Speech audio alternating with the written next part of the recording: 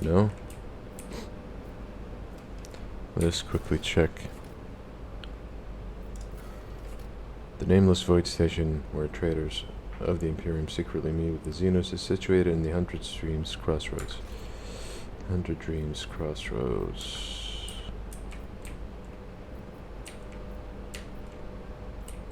It's definitely not down here, that's for sure.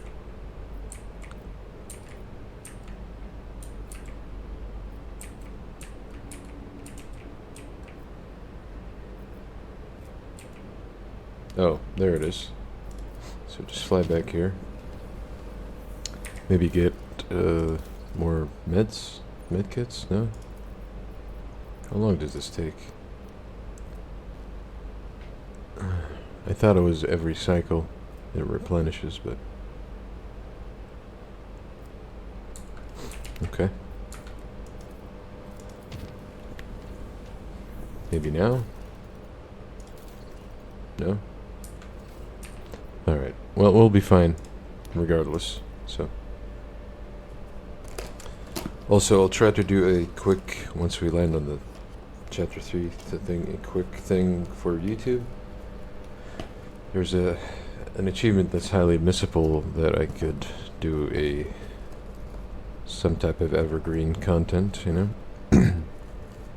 Your Lordship, we have arrived. According to my agents, this is the system where Conrad Voigtfear and his pets, pirates, do business with the enemies of humanity. The augurs detect no vital signs on the station, which means the next deal has not been negotiated yet. We still have the time to prepare a proper welcome. I like the sound of that. Let's see about this event real quick. I do believe we don't have access to it until chapter 4, but we'll try nonetheless. My progress is, compared to my first playthrough, way better. According to the ancient chronicles and maps handed to you by the pilgrim, this icy planet used to be the prosperous imperial colony. However, a sharp change in its trajectory brought upon the warp anomaly raging in the system caused the world to distance itself from the local star. In less than a decade, the planet's surface was completely encased in ice, sealing a wealth of machines and artifacts of the Imperium inside the glacial tomb. Use the augurs to scan the planet. Magus made a logical statement, and verified information received from a nameless individual is likely to prove false. However, the factual evidence pointing to the authenticity of the ancient documents allows one to assume the rogue trader's augurs are not powerful enough.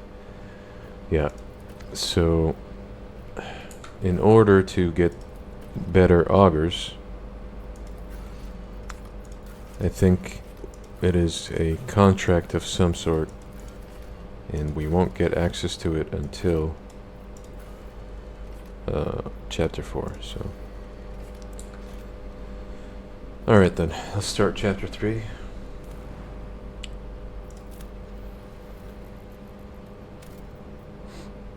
Here we go. And for chapter 3,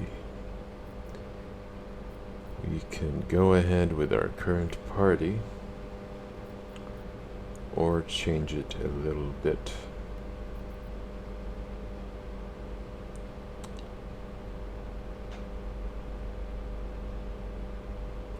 I think I'm going to go as is.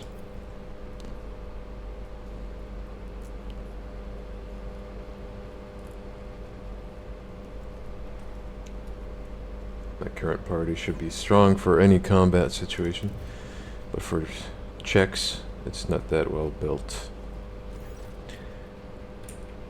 Interesting. Last time I had Ariulet, the Xenos companion, ambush me and betray me, and this is kind of new to me. Your Lordship, my agent reports that Conrad Voigtfear and his pet Xenos will soon arrive. We have roughly an hour to inspect the station and set up the ambush, unless of course you prefer to face the conspirators head-on. Whatever course of action you choose, we should depressurize all compartments except the main one. That way the conspirators will have no choice but to try and restore the station's systems using the main cogitator, and that is where we will engage them. A shrewd and well-considered suggestion. I can see that you have taken the time to learn as much about the station as you could. Good work. Far from it, Master Van Calix. Alas, my options were rather limited. We never properly scouted this place. He lowers his head, too ashamed to bring himself to look Heinrichs in the eye. Oh. So we will still get betrayed, but this time by Scalander.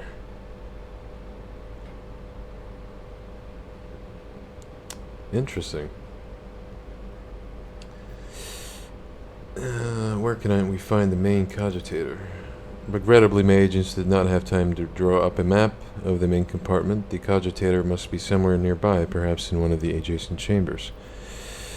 How did your agents discover this place? Rogue traders have their secrets to success. The Inquisition has its own. Your colors are so mottled, tattered, and feverish, Master Scalander. I have not noticed such turmoil in your soul before. I'm sorry to have made you needlessly worry about me. Discerning the traitor's plans and preparing a place to capture him cost me a great deal. Okay, we understand. I will remain by the entrance and stand guard in case Conrad and the Xenos arrive earlier than anticipated. Once you have completed the inspection, please make sure to depressurize the other compartments, your lordship. May the God Emperor help you. He coughs. Let us walk this path to the end. Let us prepare the ambush. He's managed to pick up Conrad's trail after all. After his failure to unravel the Xenos plans, I did not expect such a quick result on that front. Crimson and bluish grey prevail over Achilles. Has your censure so broken him? Oh. Plus 10 to ballistic. But it's locked behind Alderi equipment. Then we have a tech use check. If we pass it, cool. If not, fuck it. Turret controls has been hijacked by the Rogue Traders' Technomats. They could serve as our allies in the fight against the traitors. Okay. All the void station sections except the main one have been depressurized. The chant of the sacred mechanisms contains an error, detecting evidence of tampering.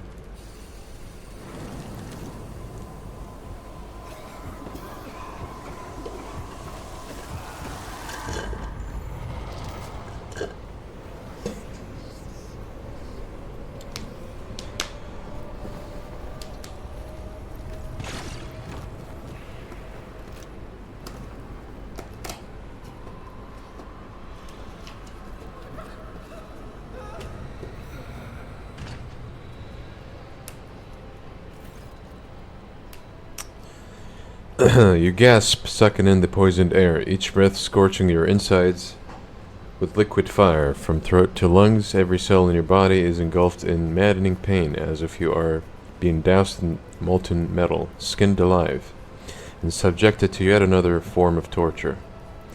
You hear sounds coming from somewhere far away, the moans of your people, the shuffling of bare feet, and light footsteps slowly getting closer. Okay. It's the same sequence as the last time, but never knew Scalander would betray me. That's a quite interesting turn of events. Rogue Trader, a long-awaited meeting indeed. Marizashi. Okay.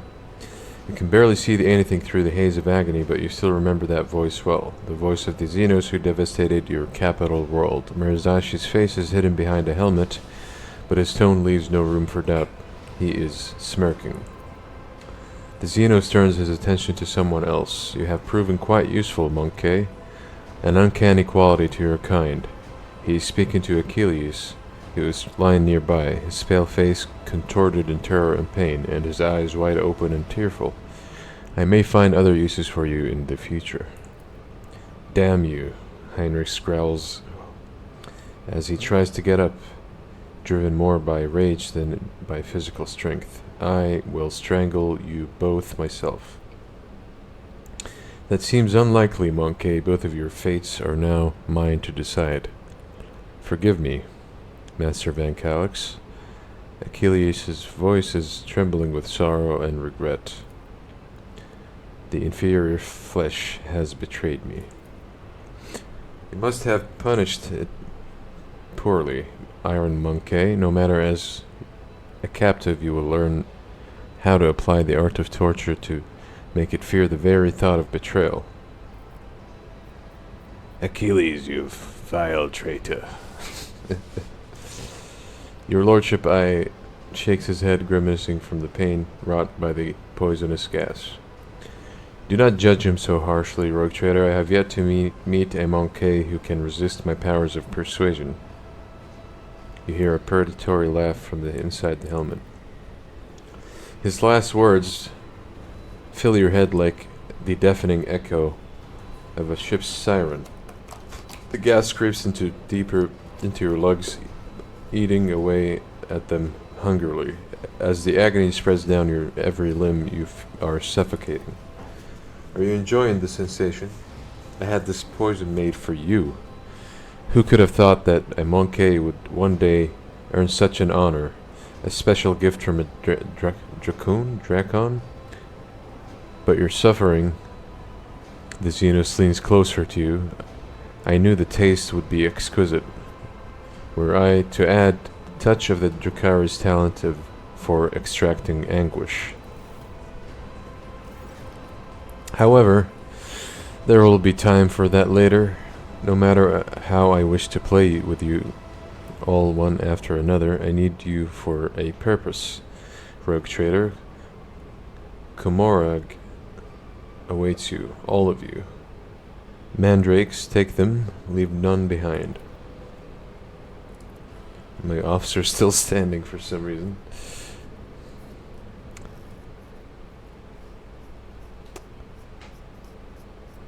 Yeah, this cutscene needs a bit of work, it seems like.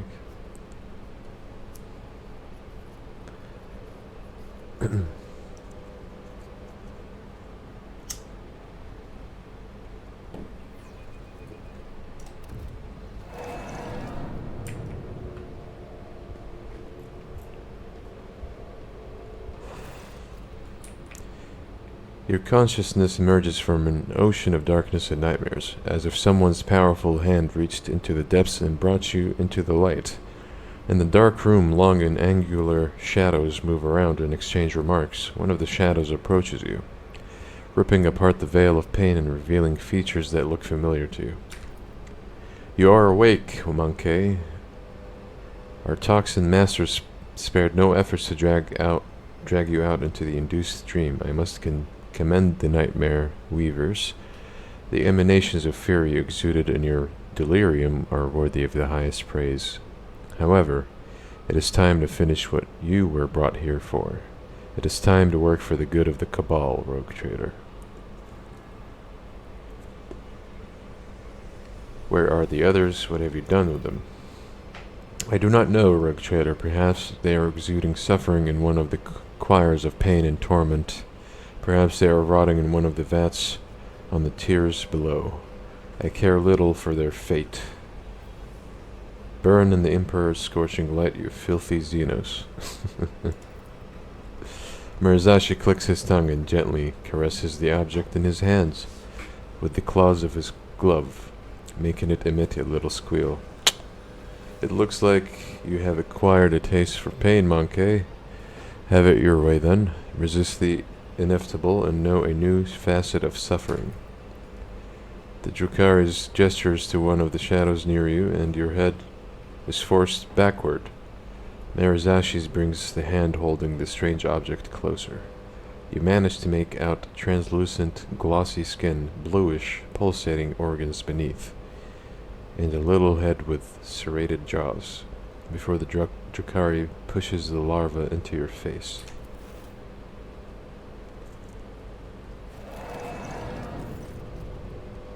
Carouse test failed. Sensing warmth, the creature springs into motion a moment later. As it blindly pokes at your skin, it discovers your nostril and rushes forward. stretching the skin and tearing through the mucous membrane. Unbearable pain overwhelms you as the larva begins to force its way through the soft tissue and cartilage, each of its movements causing a crunching noise to reverberate through your skull. The creature greedily bites into the flesh and moves ever upward, past the bridge of your nose, past your eyes, and then something alien invades your consciousness. Baldur's Gate 3, anyone? Flashbacks? Darkness clouds your eyes, but the sensation of an alien presence does not relent. This is not a conscious mind, but something primitive, yet unbelievably strong, in its unknowable pursuit. It is crawling around your thoughts, scratching them with its sides, and changing their shape. Perhaps all this is just a bad dream, a quirk of the intellect exhausted by an endless trouble. A column... What? Columny of a mind too weak for the burden it was made to carry. A stray light dawns at the edge of your perception.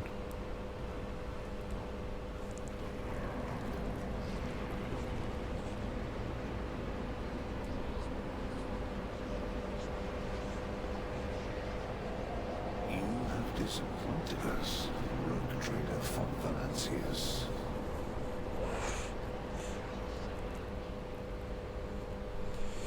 Alright, we are in a dream sequence in our ship with a bunch of corpses.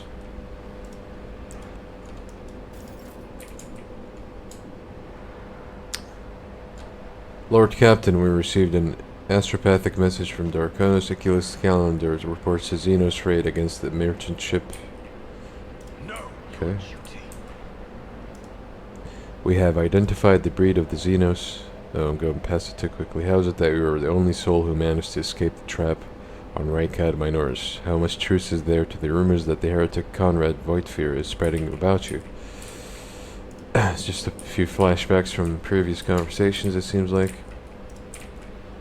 Nothing too interesting. You are accused of consorting with Xenos, betraying the Imperium, and neglecting the interests of humankind.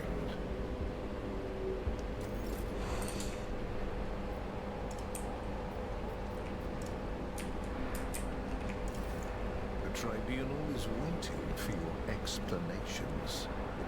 Come closer.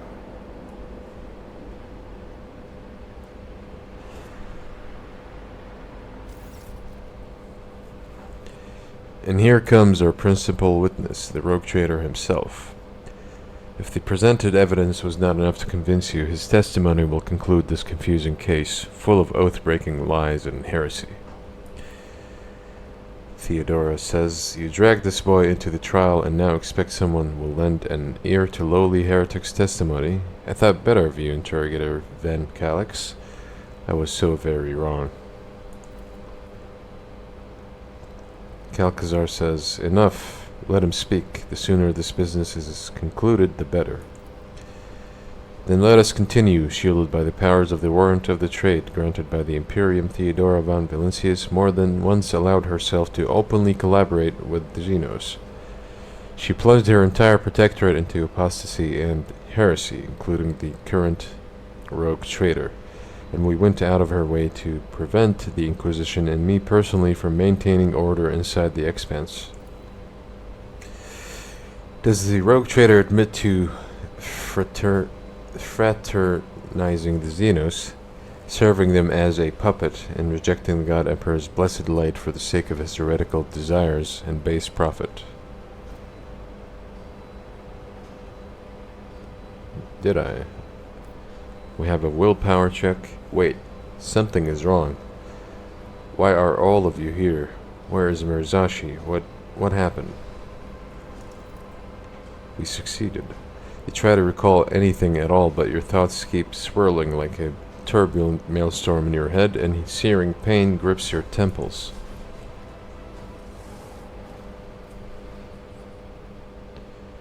Heinrich bends over with a crooked smile. "Rogue trader, are you alright? Or was your heretical association with Xenos so disruptive that you lost your mind?" The mocking words do little to hide his irritation. The interrogator is obviously displeased with the turn the conversation is taking. The Inquisitor leans forward slightly. At the sight of your anguish, for a brief moment, the boredom in his eyes is gone. It was amusing, but the joke has outstayed its welcome. It is painfully obvious that this heretic is dancing to your tune, his word against mine. You had lost before you even unsheathed your blade, Heinrichs. You need not worry, dear Lord Captain. It was not my intention to bring up unsupported claims. Heinrichs produces a data slate and skillfully manipulates the device until he locates the necessary information. The interrogator gives the data slate a sour look and puts it away.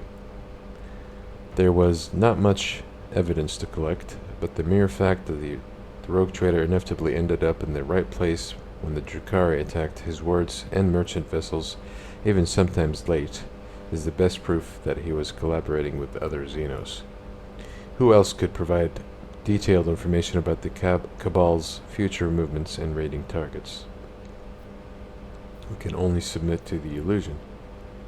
Before the court and the God Emperor himself, I plead guilty to all charges. Yes, I did cooperate with the Xenos. This I will not deny. So it appears I can only admit to a guilt I'm not really guilty of.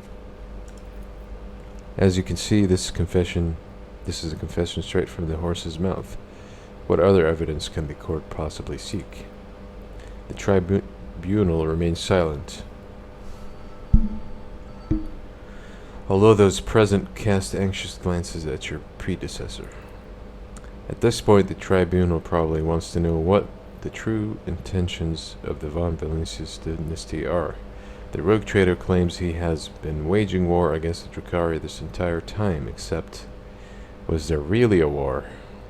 Or was it another carefully staged performance? Heinrichs is looking at you closely, almost without blinking. Allow me to explain what actually happened. Magnus von Valentius personally invited Drukhari to his world and then used their strength and resources to sow chaos in the expanse to gain leverage over his rivals. It is very convenient to play the victim while working with those who rob your neighbors, blind and terrify the worlds that pay you tribute. How much did you profit from this, rogue trader? Did you think I would not uncover your pathetic conspiracy? Let's try to pass another willpower check. Enough of this circus, Heinrichs. I did not set up any attacks. We succeeded. K. Morag. Do not try to squeeze between the strands of the web, Monk K. Do what you were brought here for. Are you really saying your war with the Drukhari was not a hoax? Then how did you and your foolish subjects know the coordinates of the enemy's ships every time? How did you know their targets? Do you think their expert on all things Xenos was shrewd enough to divine the carefully devised plan of the Cabal's finest? No, only Drukhari could do that, and even then only a few. This means you were in collision with them. Bullheaded stubbornness does not befit a man of your pedigree, rogue trader, but since you have decided to deny everything, I will summon another witness. I am sure everyone will find it interesting to explore this sordid story from another angle. Skalandar. Pale as death, Achilles emerges from the shadows. His eyes are fixed on the interrogator and are overflowing with almost manic submission. I want the court and everyone in attendance to know that everything Interrogator Van Calix said is true. We did collaborate with Drukhari. We were apprised of the upcoming raids and knew which colony had the sword hanging over it in critical moments. We surrendered via Bus 6 to the depredations of the Xenos on rogue traders' orders, so the Drukhari would not have any unnecessary suspicions about our continuing success. We let them attack the capital world for the same reason, hoping to cut off the Dracon's head, but we failed. The Dracon was too swift and too cunning. Heinrich raises his head triumphantly and looks around the bridge at everyone present. A servant of the Inquisition would not lie at a sacred tribunal hearing, would he? You say nothing. Heinrich nods with satisfaction, noticing your reaction, or rather the lack of it. The court has been presented with enough evidence, and I hope no one is harboring any doubts as to the guilt of the von Valencia's dynasty. But let us allow the rogue traitor to say his final word. We are all curious to know what you have gleaned from this inquiry. Is this all you've got, Xenos? I expected a better performance. I hope I succeeded in spoiling you a little show, Murasashi. I am nothing but a puppet in this charade. Everything that has taken place at this trial is a vicious lie. Okay, I'm gonna go with this one. You useless, arrogant, soon-to-be-dead Monkey. The trial is almost complete, and when the judgment is pronounced, I will gut you, fill your bowels with flesh-eating worms, and drag you through the streets. Enough! Alright. That was a long sequence.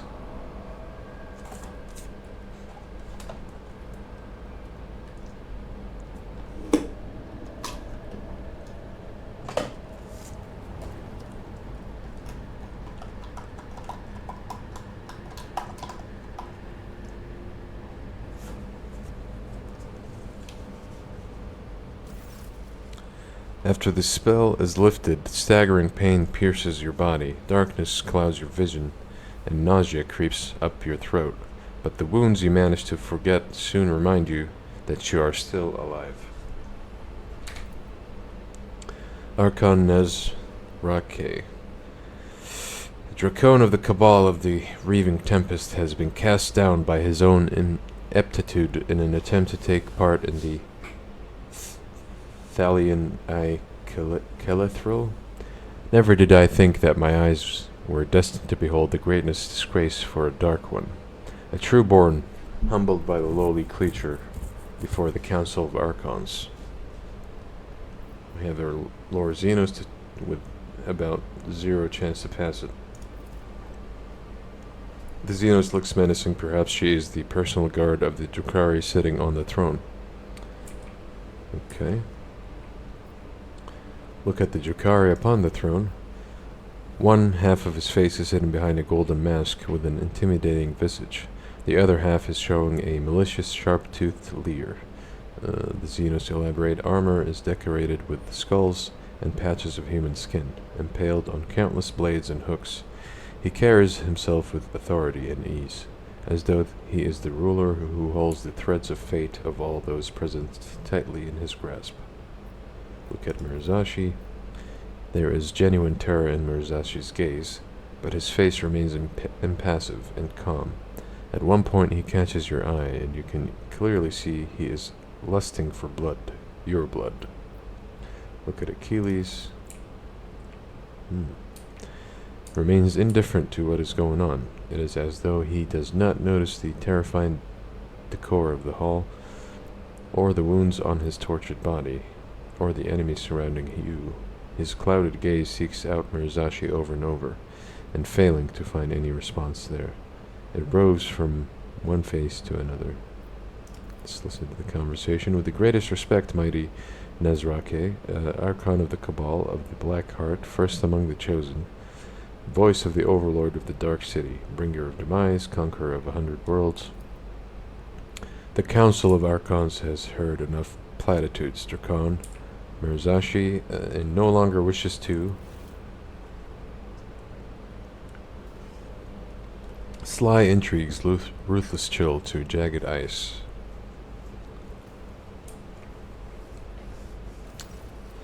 Of vitriol verbose, the cut and thrust keep time with fate on machination's grave, but whose deft footwork leads to naught but dust. While from its brutal finish none can save, this play the puppet master granted me, through murky stalls a path obligingly. He always speaks in riddles and shit. And I think he is another optional secret companion that you can only recruit if you're an iconoclast.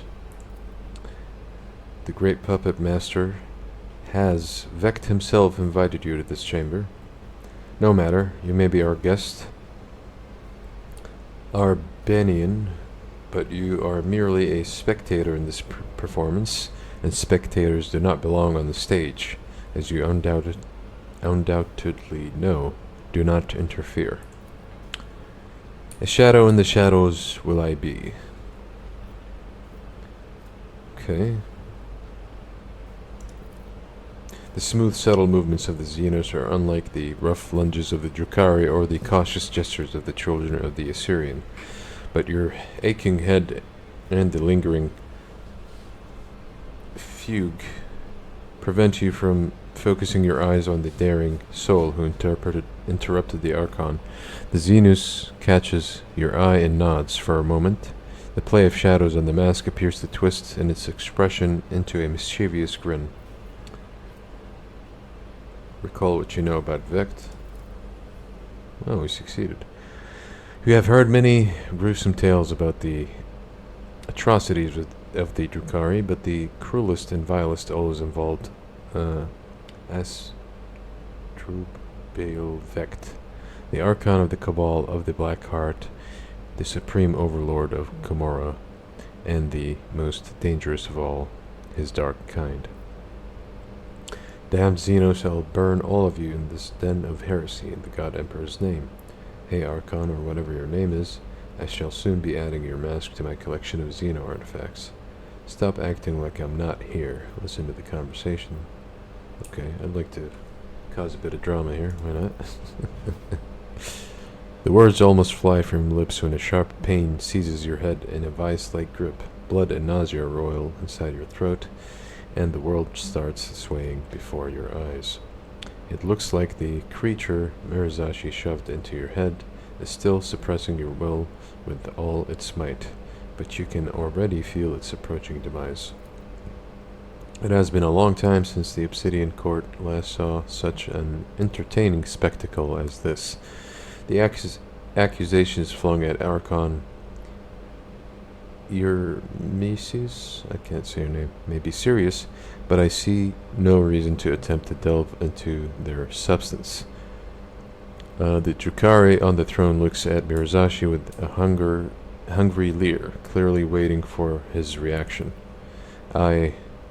Mirazashi's eyes widen, filled with astonishment and disbelief. He seems to have been certain of the outcome and did not expect what he is hearing now. His lips twist in an enraged snarl, hatred directed at the Xenos on the throne, and yet it finds no outlet under the gazes of the dozens of Drukhari in the chamber. The arena will make you answer for this insult to the court. The arena will strip you of your titles and your skin, and the contender's blows will break your bones and your pride. Nothing but blood and suffering will wash away the shame that the Dracon has brought upon himself this day. With a hiss of rage, Mirazashi draws his blade, preparing to fight back. The Archon nods in satisfaction and makes an unfamiliar gesture. The guards draw closer to you. Let us return to you, Iremiris. The laughter of mass Xenos interrupts the Archon and echoes under the vaults of the chamber in a resounding baritone. And all the masks upon their marks now stand. The slave of vanity, the spire ascends. The thief and traitor cast downward by her hand. Unbeknownst to all, their fate depends upon a lead unseen, a player green. You suck at rhymes, my dude. The Xenos leans forward and eyes you with a genuine interest. The mask hides his narrow face, and his motley garb shimmers in the dim light. Is this how you treat the hospitality of Gomorrah, Arbenian? The Archon angrily balls his fist, the shadow of his wrath hanging over the Alderite interloper like a thundercloud. I thought your words were worth more. You insult me by interrupting the trial again. The Xeno sweeps into a theatrical bow without taking his eyes off Nazraki's face. You, Archon, speak just a just rebuke in truth. Fate's melodies and snarls fantastic have entrapped me here, and when I heard them play, I could not keep my lips from grinning wide. Here comes the hour for shadows to retreat, to where the curtain awaits to rise the laugh. With no beginning now sends forth the call. Okay, that finishes the trial.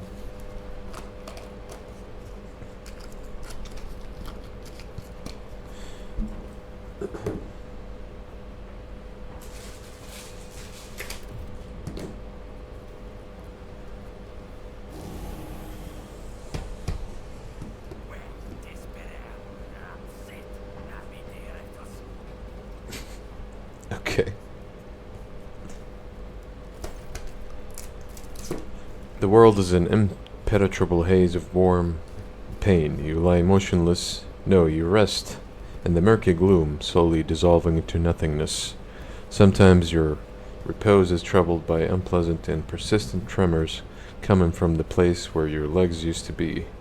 You do your best to ignore them. Away, you vulture.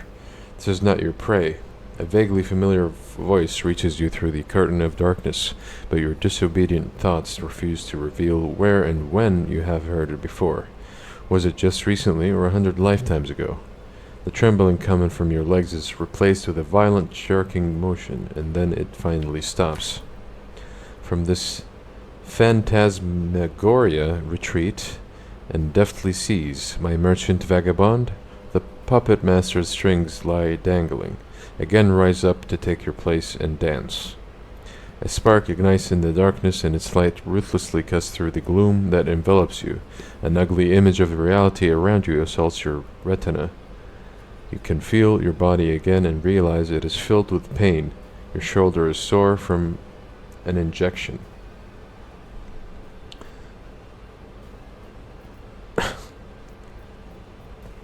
Until I get a cup of recaf, my vital status is yet to be determined.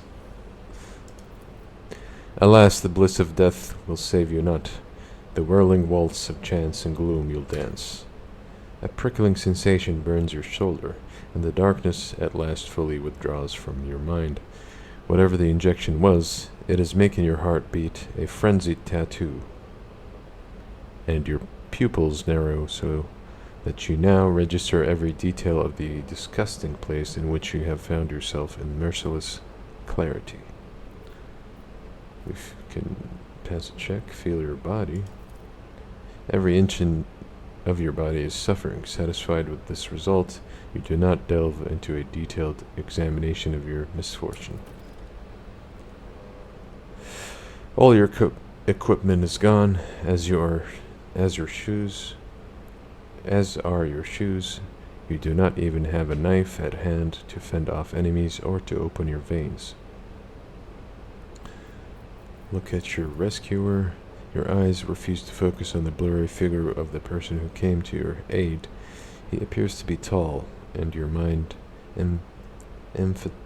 emphatically refuses to continue, for every moment of concentration causes you suffering. I have seen you before. Who are you? A dream, obscure of death, deliverance, illuminating will and agony. Where am I? Among the shadows and the wings you lie, where taut are pulled the puppet master's strings. My companions, where are they? Not here. The roles have been decided now, but if you play your part, perhaps the plot will draw you back together, or to doom. The figure's cruel laughter follows. This overture in verse, the final lines, the merchant's time to tread the boards has come. Embark you now upon your pilgrimage, and take my parting gift, a humble prop. The stranger deposits something in your hand and disappears into the twilight. Okay, we could finally move. Or not. You may have commanded the multiple planets and millions of lives in your former life, but in this new reality, not even your own feet will obey you, as if to punish you for your arrogance. Your disobedient limbs send a sharp jolt of pain up your body. We have a willpower dogmatic option. Overcome this trial in the Emperor's name, for your service to him is not yet ended. We failed the check, but we got the points. Good enough for me. Your cracked lips futilely try to utter the words of prayer. The familiar lines slip away from you one by one, devoured by the murky gloom of your errant thoughts and flashes of pain. But you refuse to believe the Emperor has abandoned you. If you cannot pray to him right now, you must get up and survive so you can utter 1,000 more prayers later. You make another attempt to get up. Your bare feet feel like they are stuffed with rags and refuse to obey. You have to draw upon all your willpower to suppress the rebellion and stand upright. The pain that engulfs your whole body immediately makes you question the wisdom of this act of defiance.